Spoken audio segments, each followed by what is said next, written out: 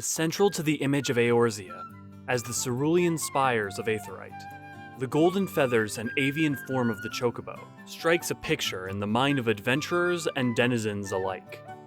A common sight both on the vanguard of war, as well as transporting goods and tilling earth. With all their ubiquity then, it should be no surprise the depth of their history and variety. Native to Eorzea, Chocobo are cloudkin, beings categorized by strong associations with flight. Though ironically, many of the common breeds of Chocobo found in Eorzea lack this specific trait. Famously yellow, though not exclusively so, their beaks and talons are expertly tuned to both fend off would-be predators and consume their favored meals, such as Geisel greens and Kraka root. Powerful legs grant them strength and swiftness over most terrain, and their size can range wildly, from hardly bigger than a Lalafell to that of a Garlean Magitech armor. Our historical record for Chocobo date back to prehistory, with Kurthan cave paintings depicting peoples using Chocobo to till earth, transport grain, and carry soldiers into battle, much as they do today. As such a painting would suggest, the vast majority of Chocobo are Kurthian, and contradictory to what their name would suggest, Ishgardian stables are found throughout Eorzea.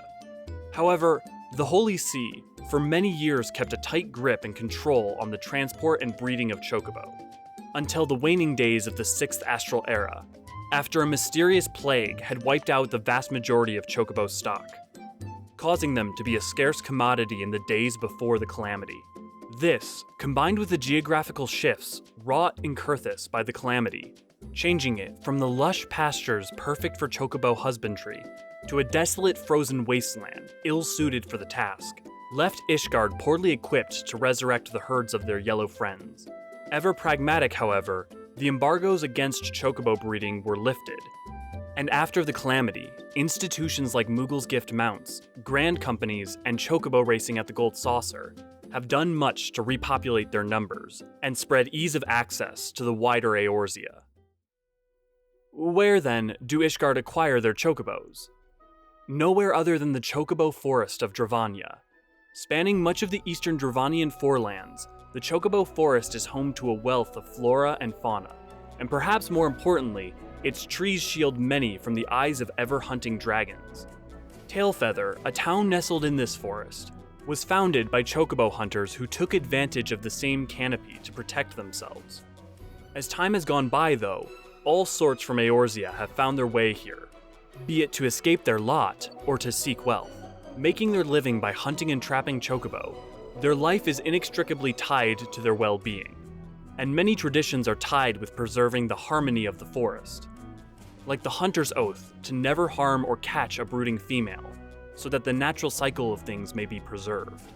By protecting the forest, the Chocobo are kept happy, and in turn allowing for Tailfeather's way of life to go on.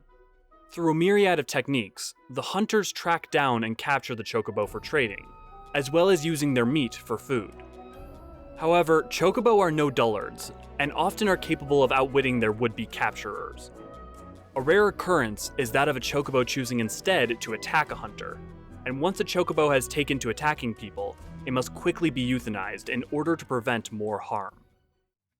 Ishgard, in turn, purchases the premier breeding stock of Chocobo that come from the trappers of Tailfeather, training them by whistle and breeding them to create the valiant steeds used by their knights.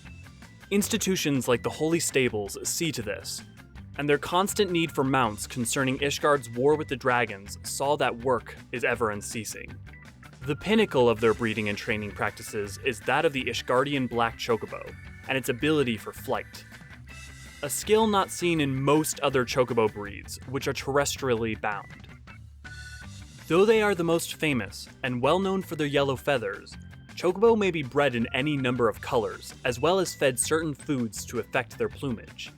The sizes and capabilities as well may vary by breed, and by lifestyle. The most common being those of Ishgardian stock, like the massive Drestiers and the miniature Beladian Genets, bred for the hulking Rogadin and diminutive Lalafell respectively. Chocobo can be bred in all manner of colors, be it their natural desert yellow, all the way to Othard blue, though this last fact is a bit of a misnomer, as Chocobo are not native to Othard, and are a foreign sight to most Othardians. Their color may be inherited from their parents, or through the selective feeding of specific fruits found in specific regions on Hydaelyn, such as apples from the Ixal home of Zelphatal, or lemons from the island of Thavnair. Further augmentation of chocobo appearance is seen in the pseudo-armors that they often display, known as bardings. Crafted to cover some of the chocobo's more exposed areas, and to bear the banner and colors of their rider, bardings have in recent days often become symbols of status or tools of personalization. As well as plumage and flight, there are distinctions in species denoted by color and ability. Perhaps most well known and fiercest is that of the red chocobo, most often found in the deserts of Dalmasca. This particular chocobo breed is famed for its ability to call down comets with an ability dubbed the choco-meteor, and are near impossible to tame. Another of their species is a bit of an odd case, and there is some consternation as to whether they are in fact another species at all. That is, the breed of fat chocobo. Some debate that they are not in fact chocobo, but demons or spirits, and there are even stories of them being worshipped as gods. However, most are of the mind that they are merely regular chocobo, albeit gluttonous. What then are chocobo used for in the lands in which they reside? Broadly, they fall into two camps. That is beasts of burden, and those used for battle. In both cases are chocobo used as mounts for quick transport. Those chocobo that are used for productivity hold jobs such as farmers, tilling earth, and other menial tasks.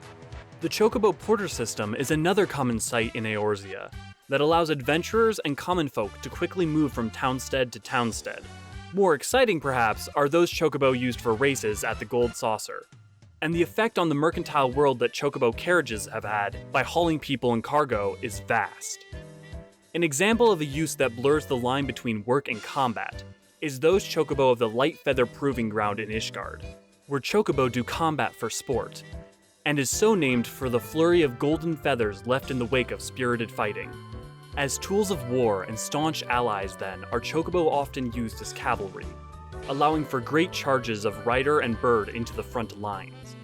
Famously, such examples of chocobo as Victory, the mount of Merlwyb Blufusfin, were known to rush headlong into combat, even against the full might and machina of Garlemald. Beyond the warfront are chocobo used as companions by those with licenses to aid adventurers, both in their rapid movement through the world and carrying goods in their saddlebags, but so too by their side in battle.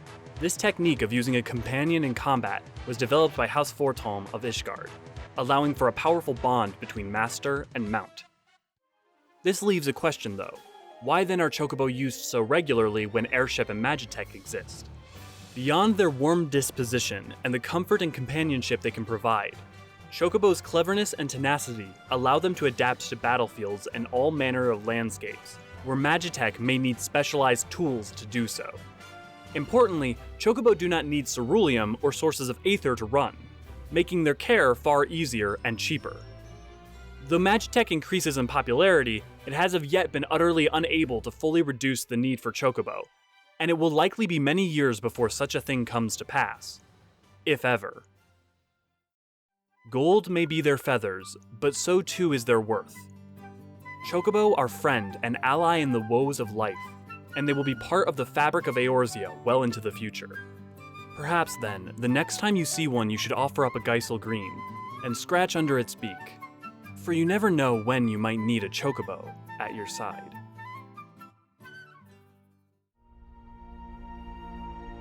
This content was brought to you by the Eorzean Archives. I'm Archon Charette Tia. And I'm Archon Elio Faucheron. If you enjoyed this video, please like and subscribe, and comment down below any topics you might also be interested in.